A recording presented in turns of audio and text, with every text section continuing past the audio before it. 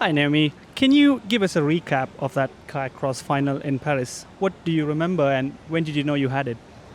The Kayak Cross final in Paris, gosh, it kind of all feels like a blur, but there's definitely these key moments that I remember. Mainly the start line, that feeling of being so nervous, but also just really proud of myself and letting myself, look up, take the crowd in, knowing that the three girls next to me were just incredible competitors to be in that final.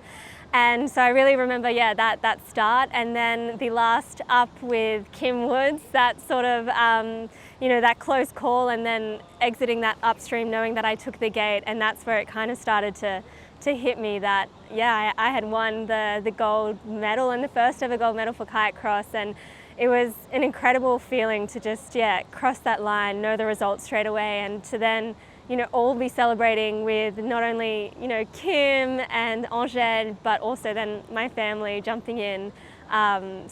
Incredible memories. I'm so sometimes I just remind myself and think about it, and it's just the most beautiful memories to have, and incredibly proud of that whole campaign and to be able to have delivered my best on the day when it mattered and to have put on a good show for everyone in the crowd that was cheering me on. You come from a family of champions and there was always going to be expectations. Has that changed or has that increased since Paris?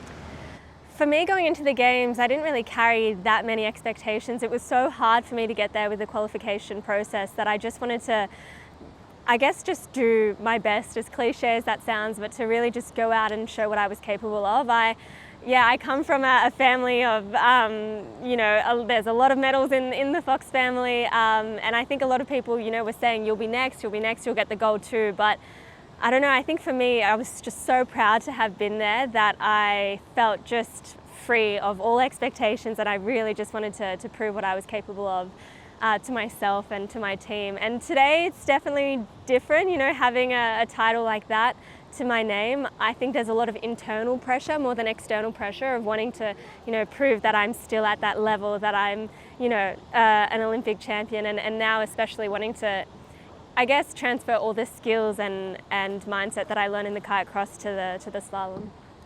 Kayak cross was among the talking points of the games. Do you think we can see more specialists in the event going forward? I really hope we do see more specialists in kayak cross, and I think what we're seeing today is that those on the podium are taking it extremely seriously and are becoming specialists, and it's evolving fast, and there's definitely some masters out there that I'm learning from so much. But I think we also need to have better training conditions for there to be specialists, because at the moment it's definitely restricted due to the training requirements and only having one session before a main event compared to slalom. So we are seeing definitely more specialists, but it's hard to just do kayak cross. Without giving away your secrets, do you mind sharing some tips? What do you do? What is that one thing that you always do? Oh gosh, I don't want to give away my secrets, but no, I think for me I think what helps me get to the highest level is really trying to concentrate on what I have, in my own toolbox, and not focusing on the results or too much, I think, comparison, but really, centering it back down on what I can do on the course and trying to rebuild my confidence all the time. And that's still a work in progress. Even after reaching the highest level, the confidence tank can still, empty straight away. And so I've worked with, my sports psych and my whole team to find ways of, building that confidence and finding different sources of confidence as well. And that's been a big work in progress still. But I think, that's something I'm always constantly trying to do to then arrive on the day and feel as confident in myself and my skills as possible, to trust that I put in the work and go out and get it done. Away from the sport, we know you're leading an expedition to the Antarctica. That is fascinating. Can you please tell me some details?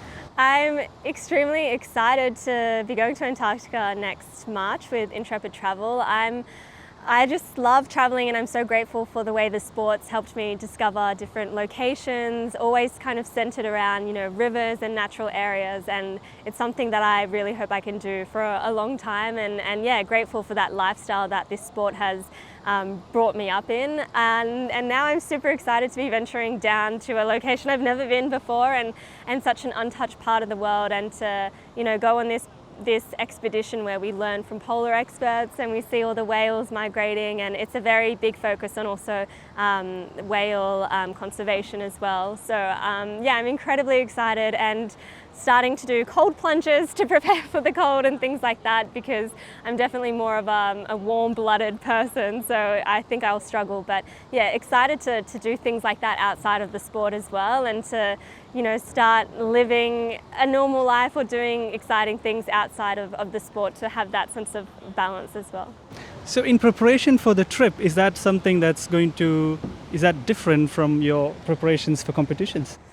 I think there's going to be actually like a lot of mental preparation for Antarctica to an extent, you know, being that cold, being in that sort of environment. But I'll actually, at that period, be also training to prepare for the start of the World Cup season. So I'll still be doing some gym and things like that while on the boat, which will be funny and exciting. And we're also going kayaking, so I'm definitely excited for that. But no, I think this will just be one of those enjoyment opportunities that come from, you know, the Olympics, my sponsor as well, Intrepid Travel, and it won't be some sort of work. It will be just enjoying Antarctica, enjoying being out there with them, and yeah, I'm incredibly excited for that adventure, and I'm excited to have also a lot more adventures as well in life and after you know, big major events like a World Championships, because sometimes the season's so long you don't really take that time to have a break. But I'm excited to be having more, you know, well-earned breaks, I think, and going on holidays. So